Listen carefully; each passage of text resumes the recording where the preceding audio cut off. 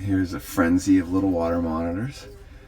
And this is where you can easily make a mistake if you misjudge the reactiveness of these animals. And what you got to do is, when you're having even these little episodes with these guys, you need to do things that tell them everything's okay. So they're going to constantly sense or worry when they're handled if you're okay. So these are some of my socialized babies.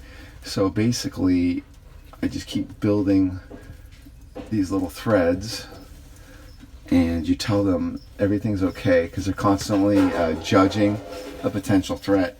And then you can see how they're going to want to run up my arm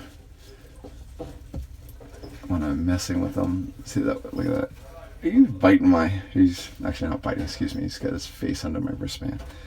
But you can see these guys are not really worried about me. When they first hatched, they were very upset and biting and all that stuff like that. So it takes many episodes of positive reinforcement and basically telling them that it's okay. And literally, you're talking an animal. The only way to achieve this is through touching. So you cannot achieve any of this by leaving it alone or letting it necessarily observe you. It has to all be through contact and reinforcement, and also doing it properly. So these are all the techniques that I've just been developing, how to basically take even the most insane animals, you're so cute, and making them trustful. So it's all about trust. If they fear you or they view you as a threat, don't expect to have a good time with that animal, and don't expect that animal to actually be reliable and behave in any way that you're going to predict, other than fear and freaking out.